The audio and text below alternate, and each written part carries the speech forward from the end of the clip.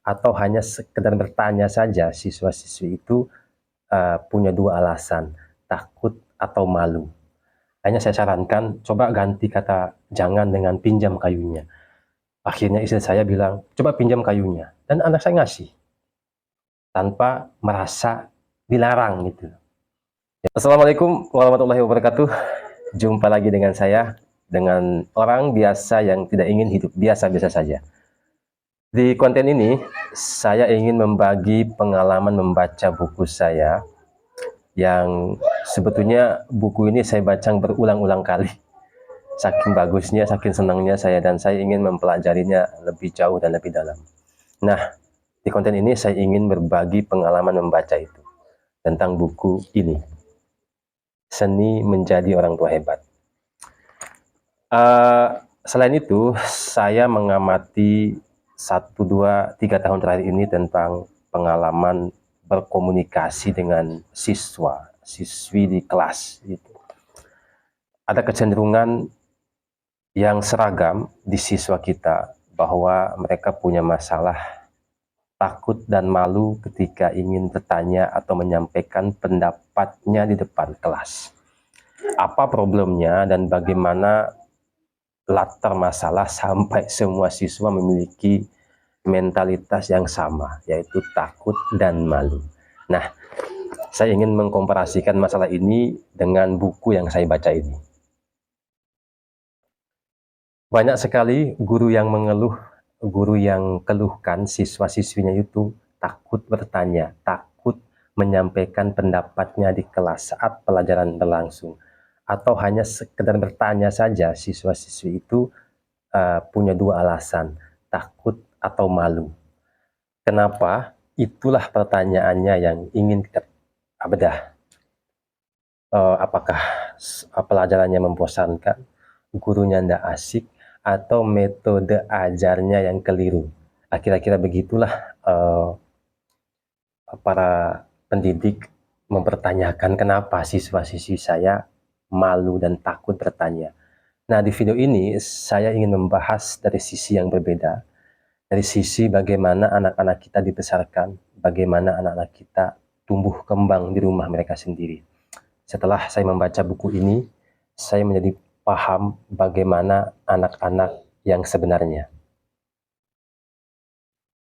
Dari pengalaman saya membaca buku ini, saya menjadi tahu bahwa anak-anak hebat itu, anak pintar, anak juara itu berangkat dari rumahnya masing-masing, berangkat dari pengalaman mengasihkan dengan orang tuanya masing-masing, berangkat dari pengalaman-pengalaman hebat mereka di rumah masing-masing. Di buku ini ada kutipan yang sangat menarik, bahkan saya sampai hafal saking menggugahnya. Orang dewasa itu diibaratkan seperti senter yang menyoroti fokus beberapa hal, dan anak kecil itu diibaratkan seperti lentera. Jadi orang dewasa bisa fokus ke 1-2 hal yang ingin dia fokuskan, dan dia bisa mengabaikan hal lain jika sudah fokus pada satu hal. Contohnya begini, saat kita kerjakan tugas, kita bisa fokus ke tugas itu dan mengabaikan hal-hal lainnya. Sementara anak-anak itu seperti lentera yang cahayanya menyinari hampir 360 derajat radius. Begitulah cara anak-anak melihat dunia. Ingin dicoba, ingin disentuh, ingin dieksplorasi. Lincah sana, kita larang satu, dia akan pindah ke hal lain. Kita stop yang satunya, dia akan lompat ke yang lainnya. Begitulah kodrat anak-anak di saat dia tumbuh sebagai insan. Mereka unik, mereka lincah, mereka sangat-sangat eksploratif dan lain-lainnya. Dan itu bukan nakal, itu adalah proses pertumbuhan yang harus mereka alami, mereka lewati. Dan di banyak buku-buku parenting bersepakat bahwa kebiasaan di usia 0 sampai 7 atau bahkan 10 tahun itu akan cenderung diulang kembali nantinya di usia dewasa. Contohnya begini, jika anak membiasakan membaca buku sejak kecil, maka kebiasaan itu cenderung akan dilakukan lagi di usia dewasanya nanti. Atau seorang anak biasa main HP, bermalas-malasan sambil main HP, dan itu akan cenderung diulangi kembali ketika dia dewasa nanti. Maka sangat hati-hati jika kebiasaan-kebiasaan yang kita berikan, yang kita pertontonkan di usia kecil kepada anak-anak itu akan permanen atau cenderung akan menjadi kebiasaan yang diulang kembali nanti di usia dewasa. Lalu apa hubungannya dengan perasaan takut, malu, bertanya di kelas? Nah, karena sejak kecil anak-anak dibiasakan mendengar diulang-ulang kata jangan nakal, jangan bertanya, stop, berhenti, jangan main dan lain-lainnya. Itu seperti hantu yang kemudian membunuh kreativitas si anak tersebut. Itulah bahayanya jika kebiasaan sejak kecil mereka sering mendengar kata jangan, tidak boleh, ini itu. Nah, si anak-anak kemudian terbentuk perasaan dan persepsi secara alami bahwa jangan-jangan apa yang mereka ingin lakukan itu salah nantinya. Sampai membentuk karakter takut dan waspada supaya tidak mendapat teguran seperti yang mereka alami sejak kecil. Jadi parenting sejak kecil itu sangat penting. Saya kasih contoh beberapa hari lalu atau contoh lama lah yang saya alami dengan istri. Suatu hari kami bertamu di rumah teman dan anak saya itu pegang kayu, lari sana lari sini sambil pegang kayu, dan istri saya kemudian minta jangan sambil main kayu gitu, jangan pegang kayu, ya takut kena muka, ketusuk temannya atau lain-lainnya. Hanya saya sarankan coba ganti kata jangan dengan pinjam kayunya.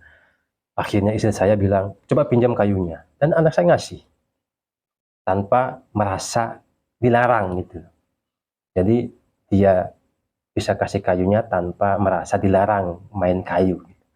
Nah, ini persepsi kita atas kenakalan itu sangat penting, bahwa orang-orang barat, orang-orang Eropa itu mengubah persepsi nakal itu menjadi lincah, unik, dan lain-lainnya. Memang begitulah otak anak kecil yang ingin melihat segalanya, yang ingin merasakan segalanya. Dan itu kodratnya, sekali lagi itu kodrat sebagai anak, bukan kenakalan, bukan apa-apa yang pantas kita khawatirkan. Menjadi salah jika orang dewasa seperti kita, orang tua seperti kita itu melihat kodrat seperti itu sebagai masalah kenakalan anak atau kenakalan remaja, padahal itu bagian dari proses pertumbuhan mereka sebagai insan. Jadi lewat pengalaman buku ini, saya ingin berbagi kepada pemirsa dan teman-teman saya di media sosial bahwa mari sebagai orang tua kita belajar lebih awal untuk mengenal bagaimana pertumbuhan anak-anak kita.